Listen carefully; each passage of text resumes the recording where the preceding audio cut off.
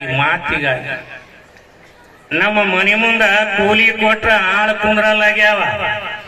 ಇಂಥ ದಿನಮಾನದಾಗ ಈ ಬಜಾರದಾಗ ಇಟ್ಟು ಹೈರಾಣದಾಗ ಚಳಿಗಾಲದಾಗ ಇಲ್ಲಿ ಬಂದು ಎದಕ್ ಕುಂತೇವೆ?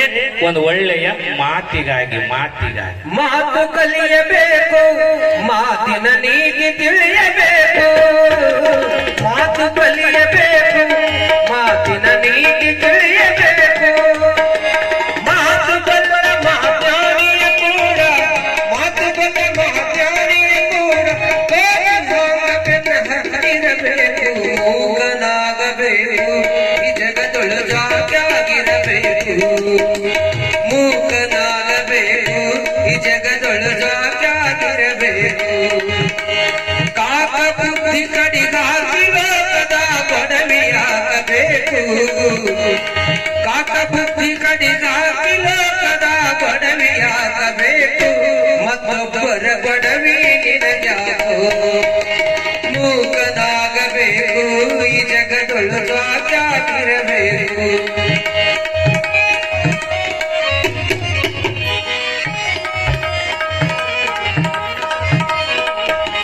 ತತ್ವ ತಿಳಿಯಬೇಕು, ತತ್ವದ ಅರ್ಥ ಕಲಿಯಬೇಕು. ತತ್ವ ಕಲಿಯಬೇಕು, ತತ್ವದ ಅರ್ಥ ತಿಳಿಯಬೇಕು. ತತ್ವ ಬಲ್ಲ ಮಹಾಜ್ಞಾನಿಯ ಕೂಡ, ತತ್ವ ಬಲ್ಲ ಮಹಾಜ್ಞಾನಿಯ ಕೂಡ ಹತ್ತಿರಬೇಕು. ಮೂಕನಾಗಬೇಕು, ಈ ಜಗದೊಳು ಜಾಗಿರಬೇಕು. ಮೂಕನಾಗಬೇಕು, ಈ ಜಗದೊಳು ಜಾಗಿರಬೇಕು. ಈ ಜಗದೊಳು ಜಾಗಿರಬೇಕು. ಮಾತ ಹೇಗಿರ್ಬೇಕು ಅನ್ನೋದನ್ನ ನಮ್ಮ ಶರಣ ಸಂತರೆಲ್ಲ ಹೇಳಿದಾರ. ನಮ್ಮ ಅಪ್ಪ ಬಸವಣ್ಣ ಹೇಳ್ದ, ನುಡಿದರೆ ಲಿಂಗ ಮೆಚ್ಚಿ ಹೌದನ್ಬೇಕ, ಅಂಥ ಮಾತುಗಳನ್ನ ಆಡಬೇಕಂತ. ಇದನ್ನ ಅಲ್ಲಮ ಪ್ರಭುದೇವರು ಹೇಳ್ತಾರೆ, ಮಾತೆಂಬುದ ಜ್ಯೋತಿರ್ಲಿಂಗ ಅಂತ ಹೇಳೋದು. ಮಾತುಗಳ ಆಡಿದ್ರೆ ಹೆಂಗಿರ್ಬೇಕ? ಲಿಂಗ ಹೌದು ಅನ್ಬೇಕಂತ.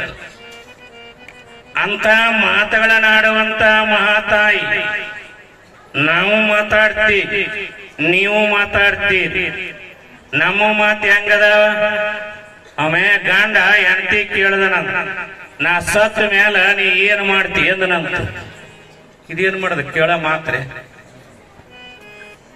ಕಾರಣ ನಿಮಗ ಮಾತುಗಳು ಹೇಗಿರ್ತಾವೆ ಅನ್ನೋದಕ್ಕೆ ಕೇಳ್ತೀನಿ. ನಾನಾ ನಮನಿ ಮಾತಾಡೋರದಾರ. ಮೊನ್ನೆ ನಮ್ಮ ಈ ಮಾತಿನ ಬಗ್ಗೆ ಹೇಳ್ಕೋತೋದ್ರ ಸಾವಿರ ವಿಚಾರಗಳನ್ನ ಇಲ್ಲಿ ಕೇಳ್ತೀವಿ.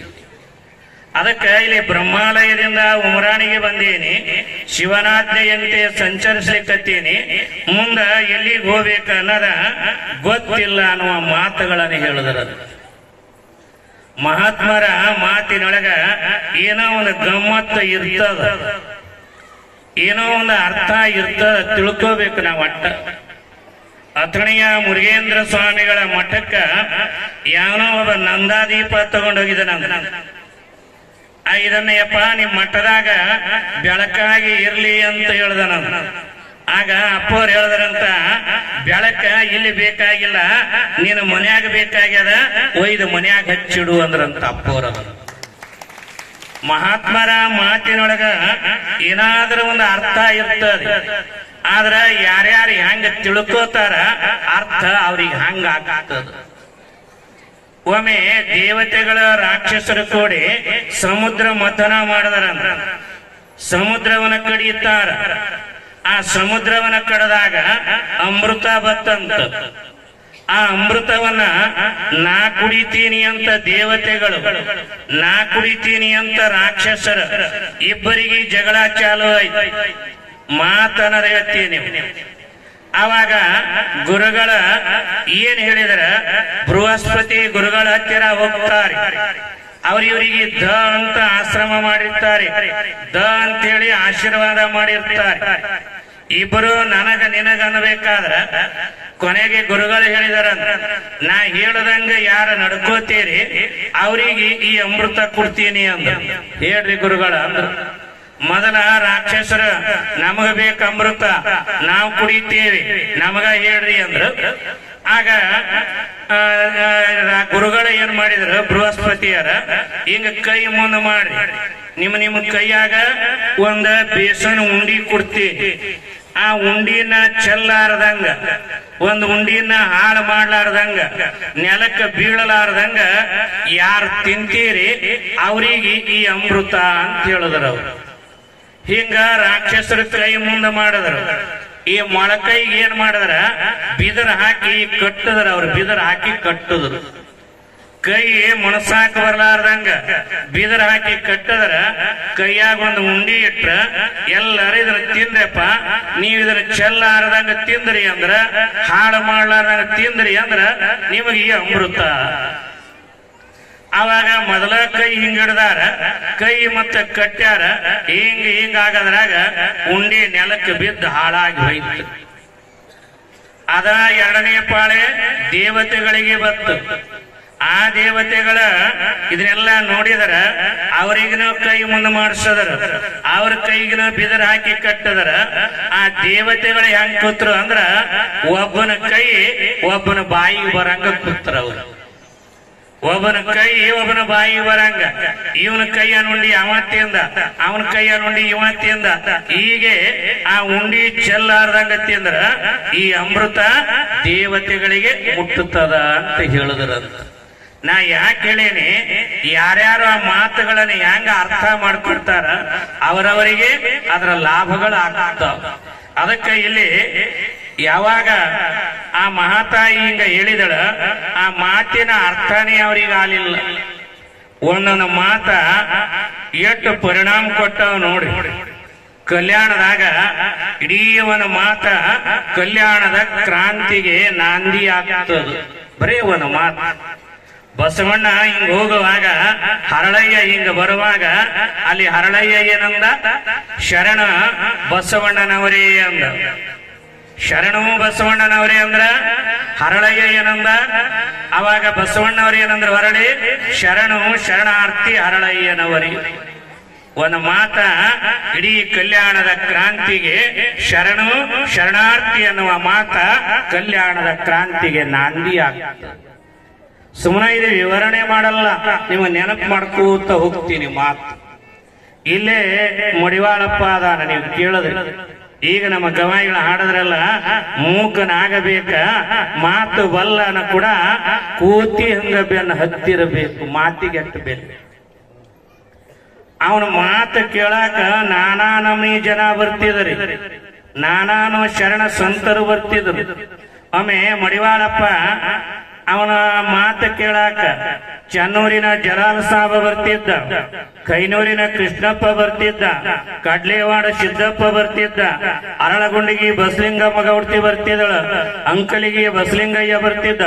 ಹೀಗೆ ನಾಡಿನ ಮೂಲೆ ಮೂಲೆಯ ಜನಗಳ ಆ ಮಡಿವಾಳಪ್ಪನ ಹತ್ತಿರ ಬರ್ಬೇಕಾದ್ರ ಮಡಿವಾಳಪ್ಪ ಅವನ ಮಾತು ಹೇಳಿದನ.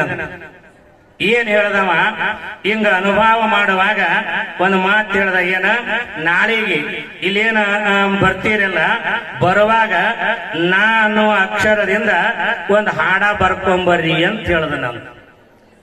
ನಾನು ಅಕ್ಷರ ನಿಮಗೆ ಯಾಕೆ ಹೇಳಕತ್ತೀನಿ, ಒಂದು ಅಕ್ಷರ ಒಂದು ಶಬ್ದ ಎಷ್ಟು ಪರಿಣಾಮ ಕೊಡ್ತದ ನೋಡಿ. ಮಡಿವಾಳಪ್ಪ ಎಲ್ಲರಿಗೂ ಹೇಳದ, ನಾನು ಅಕ್ಷರದಿಂದ ಒಂದು ಹಾಡ ಬರ್ಕೊಂಬರ್ರಿ ಅಂದ. ಅಂದ್ರ ಇಲ್ಲಿ ನಾ ಅಂದ್ರ ಸೊಕ್ಕ ಆಗ್ತದ, ನಾ ಅಂದ್ರ ಧಿಮಾಕ್ ಆಗ್ತದ, ನಾ ಅಂದ್ರ ಅಹಂಕಾರ ಆಗ್ತದ. ಇಲ್ಲಿ ಮಡಿವಾಳಪ್ಪ ಹೇಳ್ತಾನ, ನಿಮ್ಮ ಹಾಡ ನಾನು ಅಕ್ಷರದಿಂದನ ಆರಂಭ ಆಗ್ಬೇಕು, ಬೇರೆ ಅಕ್ಷರಗಳಿಂದ ಆರಂಭ ಆಗಬಾರದು. ನಾನು ಅಕ್ಷರದಿಂದ ಆರಂಭ ಆಗ್ಬೇಕಂದಾಗ ಎಲ್ಲರೂ ಹೋಗ್ತಾರ. ಮಾರನೇ ದಿನ ಎಲ್ಲರೂ ಬರ್ಕೊಂಡು ಬರ್ತಾರ. ಏನ್ ಬರ್ಕೊಂಬಂದ್ರ ಮಡಿವಾಳಪ್ಪ ಕೇಳದ, ನಾ ಹೇಳಿದ ಹಾಡಗಳು ಬರ್ಕೊಂಬಂದಿರಿ. ಅವಾಗ ಕೈನೂರಿನ ಕೃಷ್ಣಪ್ಪ ಹೇಳ್ದ, ಯಪ್ಪ ಬರ್ಕೊಂಬಂದಿ, ಏನ್ ಬರ್ಕೊಂಬಂದಿರಿ ಓದನ್ನ. ಚೆನ್ನೂರಿನ ಜಲಾಲ್ ಸಾಬ್ ಕೇಳ್ದ, ಯಪ್ಪ ಬರ್ಕೊಂಬಂದೀನಿ. ಕಡ್ಲೇವಣ ಸಿದ್ದಪ್ಪ ಕೇಳ್ತಾನ, ನಿರಕ್ಷರಿ ಮನುಷ್ಯ, ಕಬ್ಬಲಿಗ ಜನಾಂಗದವ, ದನ ಕಾಯವ, ಬರ್ಕೊಂಬಂದೀನಿ ಅಂದ ಅವನು.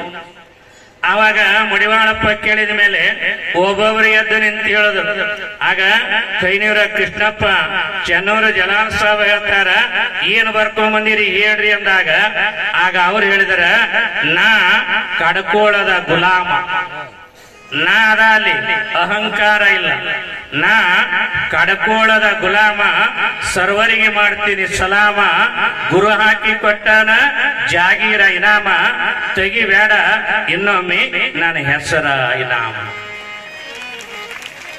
ನಾದ ಅಹಂಕಾರ ಇಲ್ಲ, ನಾದ ಇಲ್ಲಿ ಸ್ವಚ್ಛಿಲ್ಲ, ನಾ ಕಡ್ಕೋಳದ ಗುಲಾಮ.